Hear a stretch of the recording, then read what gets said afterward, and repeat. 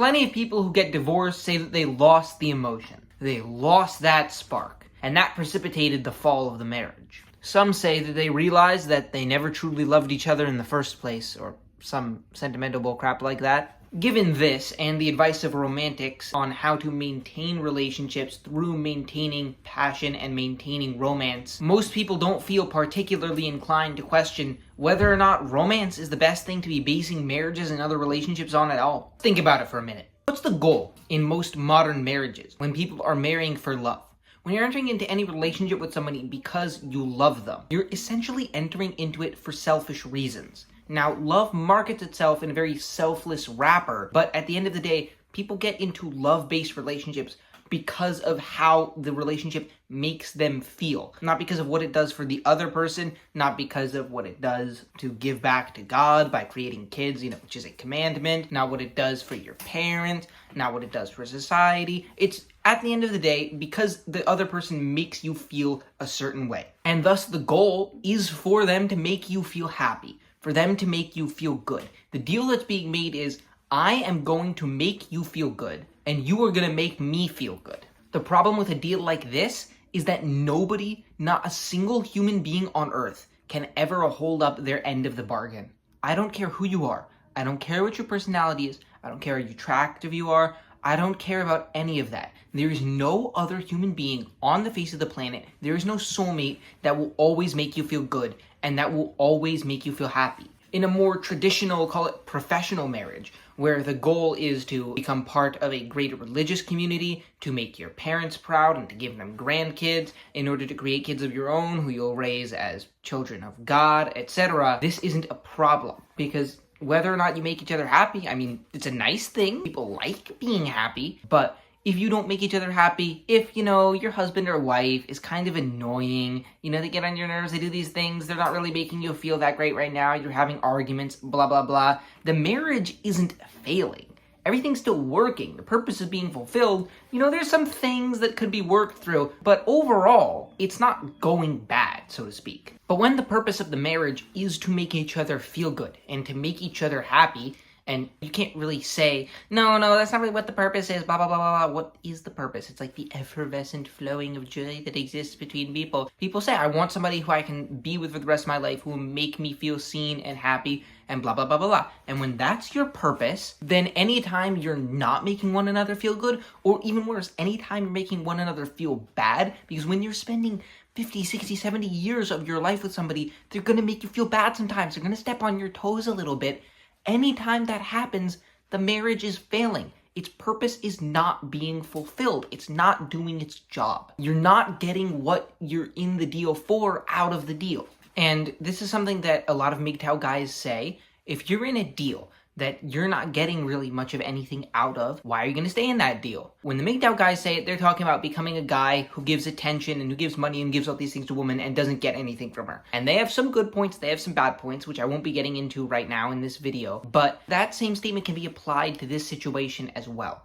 If you're in a marriage and the goal of that marriage is for you to get love and attention and for you to feel good and for the other person to make you happy, and the other person isn't making you happy, or even worse, is doing things that make you unhappy, why are you going to stay there? You don't have any reason to stay as part of the marriage when the other person has gotten kind of boring, they snore a little too loud, you just don't feel that same spark, whatever it is. And people, when they're getting married, think, we will be like this forever.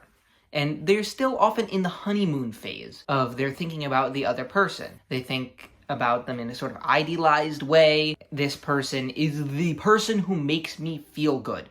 And so reality kind of gets set aside in that sort of feeling good haze. And a lot of people think, no, I'm not in the honeymoon phase. I'm not so completely in love that I'm thinking about the other person in unrealistic ways, blah, blah, blah, blah, blah, because we've been dating for 3 years and only now we're going to get married. But the thing is, you are thinking about them in unrealistic ways, and it doesn't matter how long, because you've never actually had to deal with the other person truly. You never had to live with them, and no, cohabitating as boyfriend and girlfriend does not compare at all to actually being joined at the hip, being man and wife, building a life together, having kids, blah, blah, blah. That's a whole different kind of living together, and it involves a lot more together than being boyfriend and girlfriend does. And let's be honest, most boyfriends and girlfriends do not live together. At the very least, they do not live together full time. So for most boyfriends and girlfriends, throughout that 3-year, 2-year, 4-year, however long it is, period, they're only seeing the other in sort of optimized situations, if you catch my drift. Things such as dates, late night on the phone conversations which don't have the same awkwardness and the same expectations and the same awkward silences and blah blah blah blah as real life interactions. Interactions in areas where you can take it at your own pace, where it's all about you two, where you don't have to live with one another and sleep in the same bed and hear the other snore and see how they put their dirty socks on the TV and blah, blah, blah, blah. So for those 3 years, you are still interacting with an idealized version of that person. And especially given that most people, especially when it comes to dating, they very, very much put their best foot forward. They ham things up just like you ham things up on a resume. You know, my dad helped one of his friends set up a yeshiva event, and then he became like a yeshiva group events coordinator on his resume. People will ham things up. People don't want to act off-putting or act normal or boring or blah, blah, blah, blah, blah around people who they're trying to keep attracted to them. And I think this is a not very good thing about people, but it is a thing about people, and you cannot deny that. People will ham themselves up, put their best foot forward, and hide bad things about themselves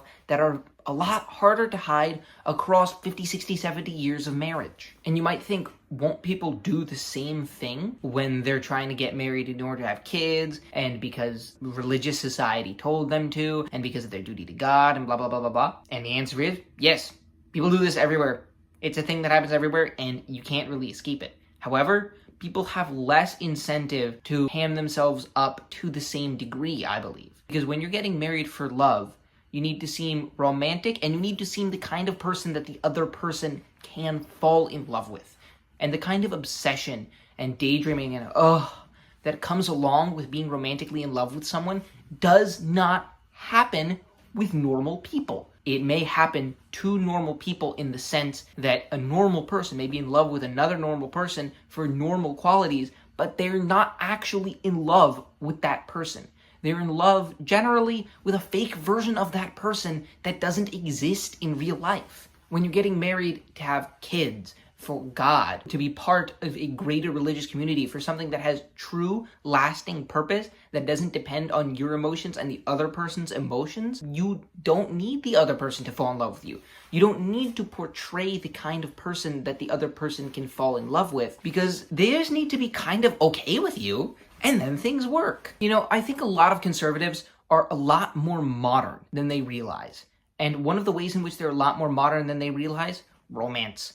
Romance being a very widespread thing, not just among the upper classes, even then it's by no means an ancient concept, and especially romance being popular among the lower classes is something incredibly historically recent. For the vast majority of human history, marriages worked the way that I'm proposing marriages ought to work, which you ought to have picked up by now if you've been paying attention. And the thing I want to point out here, most modern people put their romantic ideals, put their ideals of marriage and how things should be between man and wife onto older people. They assume, well, my friends, we all would be unhappy in a marriage like that because we all feel that if we're going to be in a marriage, we need to get that emotional rush. We need all those feelings which have nothing to do with the actual purpose of a marriage, but they just make us feel all nice. These people didn't have that because they weren't marrying for love, so generally they really didn't feel that much of that. Maybe they were fond of each other, maybe they weren't. Therefore, these people must have been so much less happy. That's not reported, like in any historical document from any peasant anywhere. There was nobody 2,000 years ago saying, I have all these nice kids, and I'm accepted by my community. And I have money and stuff, but I don't feel that spark in my marriage. I just don't feel that passion. I just feel so unsatisfied in this. Seriously, if you think there is any, go find me one. Find me one ancient world document that's like that from anybody of any social class. It has to be at least 1,500 years old. Can anybody find me that? Much less 3,000 years old. I very, very much doubt anybody could find me anything. I personally believe that a very large part of why divorces are becoming so popular these days and already are something like 50%. I think a lot of MGTOW bros really do have an incentive to overinflate the numbers. So I don't know how willing I am to trust the 50, 60, blah, blah, blah, blah, blah, it's 80%, whatever numbers. But it's undeniable that divorces today are pretty high. And I personally think that that has a lot to do with the expectations that people have when they come into marriage, what they're expecting to get out of it. They're expecting the other person to make them feel good. So whenever the other person doesn't make them feel good, the marriage is failing and they're not getting what they want. They're putting something into a deal where the other end is not being given to them. And this will always happen in any marriage that is based on love, because nobody can make you feel happy all the time. It doesn't matter who you get married to. So no matter who you get married to, people are going to, at some point, feel that they are not getting anything out of the deal. And they're just going to cut their losses and run. The way to avoid this is to marry somebody that you can be fond of.